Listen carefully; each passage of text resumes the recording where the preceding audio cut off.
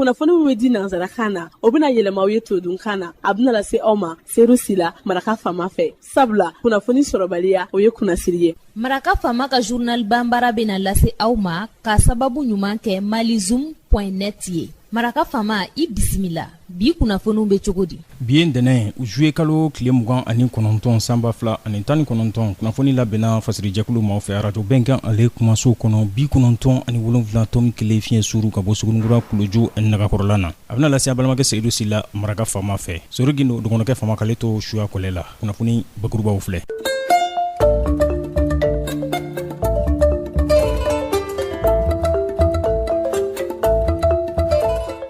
Ministri ɲɛma n'ale de ye ministri mun ye fɛnɛ ɲɛsin bɛ wagandew kɔnɔko ma dɔgɔtɔrɔ Bubu Sise dɔgɔkun kunfurancɛ tɛmɛlen a ye bolonɔ bila sɛbɛn dɔ kɛ a bɛ baarabolo dɔ waleyali a bɛ o kofɔ faraɲɔgɔnkan kulu kura dɔ ni u ko ma ko plateforme Anko Mali sibiridonya tɛmɛlen pyramide de souvenir la u ye sigika masala min n'a bolila kuma kan n'o de ye jamanadenw welen bɛ u ka sigika kuma min kɛ faraɲɔgɔnkan Maliko la o lahalayaw kan. Commune 1 lakanabaliya ale ɲɔkuru sɔri bɛ yen kosɛbɛ. Commune 1 sigibaw u bɛ gɛlɛya ɲɛkɔrɔ bi i n'a fɔ janda ndegejuguw fɛ fo ka taa se ka maaw ɲuwari ka taa u lajabafu sigiyɔrɔw la. Commissaire principal 6e arrondissement Tapa Uri Jalo a n'a ka cɛdenw olu de bɛ ka wuli ka jɔ kɛ ko f'u ka dankari nin jugujugutigi ninnu na u ye tɛgɛ da a dɔw kan. Bi donbaru kɔnɔ commissaire Tapa Uri Jalo a bɛna ɲɛfɔli k'an ye. Donbaru la kumabaw olu de ye nin ye minnu bɛna walawala aw ye sisadani na. Aw ni ce maraka faama ka journal Banbara lamɛli la.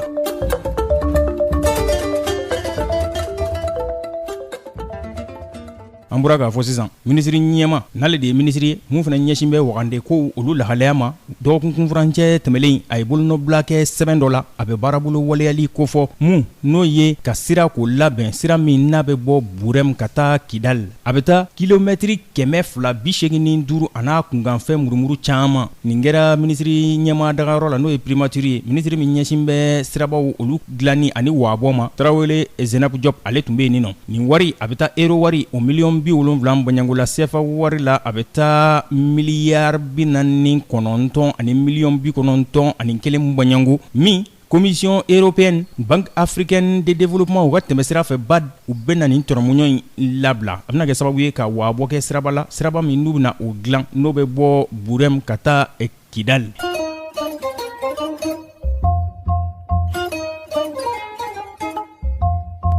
Faraɲɔgɔnkan kulu kura min bɛ yen n'an ko a ma plateforme Anko Mali ni Senid association b'a kɔnɔ Adema association FAR CSTM FSD CCV Mali MSR FOSC UDA an'u nɔna caman olu de taara sibiridonya tɛmɛlen pyramide de souvenir la ka taa sigi ka masala kɛ mun n'u y'a kɛ sigi ka kuma min n'o bɛna kɛ maliden bɛɛ lajɛlen ka faraɲɔgɔnkan hukumu kɔnɔna na ka masala kɛ o kan. A plateforme ɲɛma Anko Mali si Kajatu So a bɛ ɲɛfɔli k'an ye. An jɛkulu damadɔ de don société civile jɛkulu b'a la parti politique dɔ fana b'a la an nana a kɔlɔsi k'a fɔ an hakilinaw bɛɛ ye kelen ye ka ɲɛsin gɛlɛya min bɛ jamana kɔnɔ bi ni lakanabaliya sira don ni an ko ka sigi k'a fɔ min kan ka kɛ n'o ye dialogue national min baara daminɛna ani an tun ye a kɔlɔsi fana députéw ka mandat banna an tun ye ɲɔgɔn ye k'a fɔ ni u tilara ka dɔ fara o kan tuguni c'est comme ye sariya sunba in de sɔsɔ n'o ye constitution ye donc an jɛkulu damadɔ farala ɲɔgɔn kan ka bɛn a kan k'a fɔ a ka ɲi an ka an tɛgɛ di ɲɔgɔn ma au lieu que bɛɛ ka i ka kɛlɛ kɛ i danna bɛɛ k'i ka baara kɛ i danna n'an farala ɲɔgɔn kan dɔw bɛ fara an fanga kɛlɛ tɛ mais anw bolo hakilina min bɛ anw na jamana ɲɛmɔgɔ a n'a ka gouvernement u kan ka anw lamɛn parce que an fana jamanadenw dɔ de olu b'u ta la olu hakilina y'u ka hakilina ye u haminanko y'u haminanko ye kuntilenna dɔw b'u la o tɛ anw kuntilenna ye mais an fana jamanadenw de an b'a fɛ u k'an lamɛn ni sigikafɔ in kɛra ni dialogue nin sigira ni maliyɛnw ko Mali kan ka taa sira min fɛ président k'a to o ka kɛ ale kana a kɛ ne de ye jamana ɲɛmɔgɔ ye jamana ɲɛmɔgɔya kɔrɔ tɛ ko jamana y'i ta ye jamana kalifalen b'i la i fɔra dɔ kɔ dɔ bɛ fɔ i kɔ n'i ka jamanadenw lamɛn hali mɔgɔ minnu bɛ bɔ kɛnɛmala la n'u b'a fɔ communauté internationale olu bɛ ka pression min k'a kan k'a digi k'a fɔ ayiwa accord min signé na fo ka accord ni lawaleya n'ale ye anw lamɛn n'a ye a ka jamanadenw lamɛn o de bɛ se ka ale dɛmɛ a bɛ sinsin olu kan k'a fɔ kɛnɛmamɔgɔ ninnu ye anw ta y'an ka jamana ye aw nana k'aw bɛ n'an dɛmɛ mais an tɛ naloma ye an tɛ lagalagatɔ ye aw ye kalan min kɛ an fana y'a dɔ kɛ an b'an ka jamana dɔn an b'an ka jamana fɛ an b'a fɛ an ka jamana ka taa nin sira de fɛ n'a y'a sɔrɔ aw ye dɛmɛbagaw de ye aw kana fɔ k'aw b'an sama ka bɔ an ka sira kan ka taa n'an ye sira wɛrɛ kan kuma wɛrɛ tɛ anw fɛ o kɔ anw y'o de fɔ mais ni dialogue nana kɛ ayiwa kabini daminɛ la dɔw sen donna la dɔw sen ma don a la aw b'a dɔn u ye accord politique dɔ signé ko accord politique de gouvernance opposition mɔgɔ dɔw donna a la mais opposition fanba a parti a bɛɛ la kunbabaw olu ma sɔn ka accord nin signé gansan tɛ parce que u y'a kɔlɔsi k'a fɔ fiɲɛ de b'a la parce que n'i ye o accord sugu signé i donna gouvernement na dɔrɔn i kɛra gouvernement dɔ ye o parce que an ka sariya y'a fɔ ko n'i donna gouvernement na i tɛ se k'a fɔ tuguni k'i ye opposition ye donc olu kɛra majorité mɔgɔ ye n'olu damaw bɛnna kan ka dialogue ni k'a fɔ k'u b'a sigi sen kan ka fɛɛrɛ dɔw tigɛ dialogue nin kan ka taa sira min fɛ mɔgɔ minnu kan ka k'a ɲɛmɔgɔw ye olu y'o baara kɛ u ni ɲɔgɔn cɛ k'a sɔrɔ u ma tɔw wele donc anw bolo tɛ inclusif ye bilen o inclusif kɔrɔ ye mun ye e ka jama b'i bolo e bɛ fanga na e ni ka mɔgɔw parti mɔgɔw ani mɔgɔ minnu b'aw dɛmɛ aw bɛ yen mais jamanaden wɛrɛw bɛ yen minnu ye ni aw tɛ sira kelen na minnu ni aw ka hakilinaw tɛ kelen ye inclusif kɔrɔ de aw ka olu fana wele ka hakili falen falen kɛ ko mɔgɔ kelen hakili kelen mɔgɔ fila hakili fila ni aw ye hakili falen falen kɛ ni min bɔra kɔnɔna na ni jama fanba ye min fɔ an bɛ taa o sira fɛ sisan misaliyala rebelle ko minnu ye marifa ta ka jamana kɛlɛ sema mɔgɔw olu ko olu ni accord ko in ko ni da magara o la k'olu sen tɛ k'a la k'olu b'a boycotté jamana dun mali fanba maliyɛn fanba ko accord nin k'u ma jɛ n'a ye parce que min b'a kɔnɔ n'a lawaleyara a bɛ kɛ komi n'a y'a sɔrɔ mali tilala fila ye ka ban déjà bɛɛ b'a dɔn k'a fɔ ko Kidal bɔra an taya la bɛɛ b'o dɔn hali a ma mɛn u ye min kɛ an ka drapeau national la o a y'o ye gouvernement yɛrɛ obligera sen na ka déclaration k'a kan communauté internationale y'a condamné donc anw ko an k'a to n'an ye ɲɔgɔn sɔrɔ kɛnɛ kan aw yɛrɛ b'a fɔ cogo min na so filɛ kɛnɛ filɛ n'an ye ɲɔgɔn sɔrɔ kɛnɛ kan n'a y'a sɔrɔ min ka kuma min ka hakilina o kɛra jama fanba ka hakilina ye o bɛ taa baara de kɛ n'o ye n'a y'a sɔrɔ fana gouvernement ye hakilina min yira o de fana bɛ taa maliyɛnw jimi sira fɛ an tɛ se k'a fɔ ko an tɛ o mais a ka sɔrɔ a kɛra an sigilen ɲɛna a kɛra an bɛɛ ɲɛna an da donna a la mais n'an da ma don a la n'u ye fɛn o fɛn labɛn k'a fɔ ko anw bolo o ye olu de ta ye n'u ko sisan k'u bɛ sariya sunba yɛlɛma ko ka rebelle ka exigence don a kɔnɔ an bɛ wuli k'an jɔ an wulila k'an jɔ kɔrɔlen ka tɛmɛ cogo min na an bɛ wuli an b'an cɛsiri tuguni an b'an jɔ parce que an tɛ sɔn an ka jamana ka tila an sen kan an ka conférence dɔ wɛrɛ tɛ k'a hakilina yira anw b'a fɛ dialogue nin ka kɛ cogo min na si k'a fɔ k'o ye damu ye mais a bɛ dépend sigi cogo de la n'a sigi cogo man ɲɛ a laban ni kuma daminɛna gɛlɛya min bɛ se ka sɔrɔ a kɔnɔ o bɛ se ka na ni farafarali ye an tɛ farafarali nɔfɛ tiɲɛ na an tun b'a fɛ de gouvernement ka mɔgɔw lamɛn parce que n'an ye nin occasion raté a bɛ gɛlɛya tuguni sɛgɛn bɛ mɔgɔ kan bɛɛ sɛgɛnna hali minnu a bɛ fɔ minnu ma terroriste djihadiste bɛɛ de sɛgɛnna nin kɛnɛ kan ni kulu ninnu u bɛɛ lajɛlen y'u bolonɔ bila a ka sɛbɛn in na a bɔra ka mun kɔnɔ kuma k'o ɲɛfɔ an ye n'o ye si kajatuso ye n'ale ye plateforme yi an ko mali a ɲɛmaa ye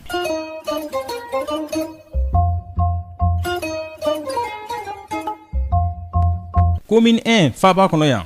gɛlɛya bɛ yen bi dɛ lakanabaliya o y'a sababu ye sigida maaw commune 1 kɔnɔ fɛn min ye janjugu ye ndegejuguw fɛ o de bɛ da maaw ɲɛ k'u bolofɛnw daraki ka b'u bolo ka dɔw fa yɛrɛ ka bin musow kan ka maaw ɲwari ka taa u lajaba f'u sigiyɔrɔw la k'u bolofɛnw daraki ka b'u bolo saya bɔra a caman na commissaire principal 6e arrondissement tapa uri jalo a n'a ka cɛdenw u bɛ wuli ka jɔ la u bɛ se ka maaw n'u bolofɛnw lakana cogo min na u yɛrɛ ye tɛgɛ da a ndegejugu dɔw kan an sera tapa uri jalo ma n'ale ye commissaire principal ye 6e arrondissement na a bɛna ɲɛfɔli k'an ye wulikajɔ in a kɛra fɛn dɔw de la n'o ye mɔgɔ faga minnu kɛra commune kɔnɔna la pendant ce dernier temps que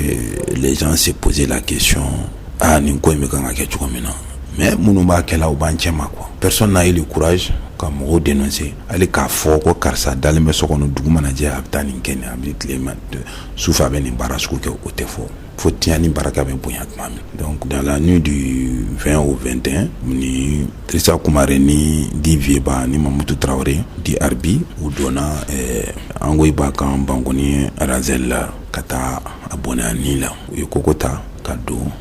fo salon kɔnɔ salon dayɛlɛlen don parce que 5 heures du matin b'a sɔrɔ Angoy b'a ka silamɛya ka bon a bɛ kan k'i labɛn ka taa misiri la donc a n'u bɛnna salon kɔnɔ u ye kisɛ k'a la u t'a dɔn yɛrɛ k'u y'a faga u y'a ka kurusi ta a n'a ka téléphone portable ka taa n'u yɛrɛ ye bon donc u bɔra kɛnɛma dɔrɔn u ye pantalon in f'u ye u ye 5000 t'a kɔnɔ u continuera u sera yɔrɔ dɔw ye denmisɛnnin dɔ ye téléphone ordinateur portable b'a bolo u ye marifa jɔ o fana na k'o ka ordinateur portable minɛ a la u yɛrɛ de y'a fɔ dɛ an ma don d'a kɔnɔ u y'a fɔ u taara o feere fila bɛɛ feere 10200 donc su kɔnɔ u ye 22000 de sɔrɔ u bɛɛ ye 111 sɔrɔ suɲali cayara u ye suɲali caman kɛ u ye tiɲɛni caman kɛ mais an sera ka dɔw retenir n'o ye le 24 novembre fana 5h du matin u donna an ka polisimuso yɛrɛ dɔ kan ko u ka dayɛlɛ mais nɛgɛ dɔ de b'u bolo u b'a fɔ ko décrocheur u b'o don da kɔrɔ dɔrɔn ka yɛlɛ i ka ventilo n'i ka clim mankan u b'u permettre i t'u ka bruit mɛn quoi i t'u ka mankan mɛn donc u bɛ don u ye marifa kisɛ ɲɛso o la dɔrɔn i da u y'a ka marifa ta 350 000 francs ani sanu minnu b'a bolo u y'u cɛ ka taa n'u ye bon u taara don dɔ fana ka so kɔnɔ u ye wari dɔ ta mais caméra de surveillance tun bɛ yen u y'u ye u bɛ yaala yaala ni fɛn min kɛla a kɔnɔna na u y'u ye u ye min ta u ye wari dama dɔ ta o kɔnɔna na wari ka ca ani parisien dɔ fana nana u donn'o kan k'u ka wari ta donc an y'u yirila n ko nin t'aw de image kɔnɔna na k'olu de don bon marifa tun bɛ Alasamani de bolo an y'a mɛn yɛrɛ ko Alasamani yɛrɛ ye alimami den de ye a fa bɛ mɔgɔw laseli commune 2 kɔnɔna la stadium sport kɔfɛla la misiri min bɛ fo Jatabare ka misiri kɔfɛ a fa bɛ mɔgɔw laseli ye an y'o information sɔrɔ ani le 25 février dans la nuit du 25 au 26 février 4h du matin taara tiɲɛni dɔ fana kɛ Bangoni kɔnɔna na o tiɲɛni fana population bɔra u ye file fiyɛ population bɔra k'u gɛnni daminɛ ka taa mɔgɔ 2 faga u la fo kɔ kɔnɔna na k'u gosi ani koɲumanikaw fana bɔra k'u kunbɛn donc u y'u bɛɛ gosi kɔ kɔnɔna na k'u faga mɔgɔ 2 fagar'u la Dirisa yɛrɛ y'a fɔ k'ale y'i den dɔrɔn k'i jɔ kare kunna dɔrɔn jama tɛmɛna a sɔrɔ u sɛgɛnna u y'u gɛn ka Bangoni kɔnɔna sanfɛ Hayidara ka sanfɛ k'u gɛn k'u lajigin finalement u sɛgɛnna nana 2 faga u la kɔ kɔnɔna na a sɔrɔ mɔgɔw ni degunna u ye marifa ci f'u ka marifa kisɛ banna tuma min na population y'a essayer ka u 2 minɛ u la k'u gosi k'u faga o yɛrɛ y'o abuya bon ani fagali min kɛra Sikoroni an y'a jateminɛ fana u somɔgɔw nana ni marifa bali dɔ ye iti ninnu k'a yira an na ko bon marifa kisɛ yɛrɛ dilan kɔrɔ an ye banbagatɔ ye murunɔw de tun b'a la parce que an nana ni police scientifique ye o y'a ka baara kɛ mais après an tilala ka segin baara ma an nana sɔrɔ marifa kisɛ bɛ yen donc an seginna baara ma marifa in tun ye dilan sɔgɔ ka bɔ donc u taara o sɔrɔ dilan jukɔrɔla la kɔrɔw nana dɔrɔn ka kisɛ k'a la a y'i jɛngɛ bali a ye dilan minɛ donc u ye siɲɛ ta fo kɛnɛma i y'a faamuya ka taa faga ye ale dalen tun bɛ fɛn kɔnɔna la o marifa kelen de cira yen bon Bangoni na jeune dɔ fana tun bɛ yen u bɛ arts martiaux kɛ o n'u karila ɲɔgɔn na fana salon kɔnɔna la yen parce que ko muso ko mankan bɛ yen dɔrɔn ale bɔra dɔrɔn u ye kisɛ k'a la de courage ils ont pris son téléphone hali min fana kɛra u y'o ka téléphone ta donc an y'a jate fana min na marifa kisɛ min y'o faga o marifa kisɛ de b'olu bolo o marifa de b'olu bolo olu de ka baara ye nin bɛɛ ye quoi mais mɔgɔ minnu dun sotarama bolilaw de don sɔgɔma i b'u ye mobili la u bɛ mɔgɔw ta ka t'u bila u ka yɔrɔ la ka segin n'u ye kelen yɛrɛ ye sotarama san nin baara in de la parce que u bɛ taa bi mɔgɔ ka wariw sɔrɔ 5 millions 6 millions b'olu minɛ ka na donc min bɔra Faransi ka na ni mɔgɔ ka donbolo b'a bolo u y'o ka wari ta on parle de 23 millions même bon u b'a ta kalo kelen u b'a ban c'est des gens aussi hali minnu da ka so kɔnɔna la mɔgɔ de bɛ sigilen kare na k'a lajɛ ni polisiw bɛ na ni polisiw tɛ nalen mais anw ye fɛɛrɛ de tigɛ pour que ka se ka don so in kɔnɔ ka taa minɛ an y'a minɛ ka tila ka tɔ kelen dɔ minɛ bon aw yɛrɛ ɲɛ b'a la mugu ci man kan tun wagati dɔ la a tun sɔnsɔrɔla commune kɔnɔna la parce que ne nalen ne nana sɔrɔ tiɲɛni tun barika ka bon bon n ko nin baara in kelen ni ne kelen tɛ se fo ka population de fara an kan an ka se ka ɲɔgɔn dɛmɛ donc n ye concertation demandé mairie en ce moment bɛɛ keta tun bɛ yen an y'a baara kɛ parquet mɔgɔw n'o nana sisan mankan wulilen coïncident dɔ kɛra a sɔnsɔrɔ la c'est pourquoi nin fagali daminɛna c'est pourquoi mugu ci man kan bɛ yen fan bɛɛ parce que n'i y'a jateminɛ bi commune kɔnɔna la yɔrɔ dɔw bɛ yen u bɛ 3 km ils sont à 3 km du commissariat o lakanani ka gɛlɛn poste de police tɛ yen foyi tɛ yen force de sécurité foyi tɛ yen a baara ka gɛlɛn bon n'i y'a jate fana minɛ ne tun y'a kuma fɔ mairie ɲɛna plan de sécurisation in na an k'a fɔ chaque quartier il doit avoir un poste de police hali n'u bɛ du de ta en location k'a kɛ poste de police ye pour que information bɛ se ka di pour dissuader les malfrats n'o ma kɛ baara bɛ gɛlɛya quoi olu bɛɛ tun bɛ ne ka hakili kɔnɔna na c'est pourquoi n k'i ma wagati dɔw kɛra u ye n tɔgɔ tiɲɛ ka fɛn bɛɛ d'an kan faamaw ko ka plan de sécurisation sur soi bon hali école n tun ye plan de sécurisation kɛ mais ala y'a kɛ hali bi mairie m'a di école ma k'a fɔ commissaire ka plan de sécurisation bɛɛ welela min na an k'an bolonɔ to min na k'a fɔ voilà le plan de sécurisation des écoles ni gɛlɛya bɛ école min na aw bɛ polisiw wele an bɛ intervenir 6e dɔrɔn tɛ 12e sotibaw an bɛ intervenir mais o baara fana o dira mairie m'a cari ni insécurité la polisi dɔrɔn tɛ se k'a baara kɛ il faut une convergence d'idées d'efforts pour que an ka se ka ni kojugu ninnu kɛlɛ aw bɔra sisan ka tapa uri jalo k'ale de lamɛn commissaire principal commissariat 6e arrondissement tun bɛ ka ɲɛfɔli k'an ye u ye tɛgɛ dan tigɛjugu minnu kan maaw n'u bolofɛnw lakanali o hukumu kɔnɔna na commune 1 kɔnɔ.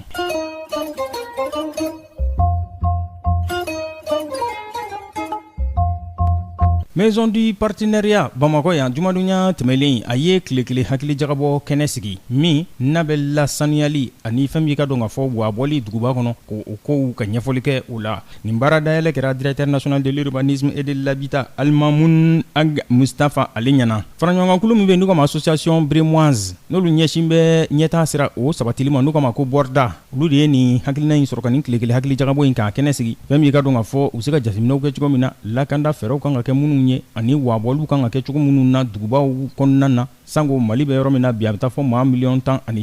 bonyango la laɲini a bɛ bila minan kɔnɔ n'o de ye ɲinifɛn min kɛ bɛ jamana fanga marabaaw fɛ n'o de ye ko objectif de développement n'o de ye ODD ko ka laɲiniw kɛ laɲini minnu bɛ ɲɛtaa sabatili ko fɔ adamadenya o siratigɛ fɛ yanni san 2030 cɛ a bɛ bila o minan de kɔnɔ.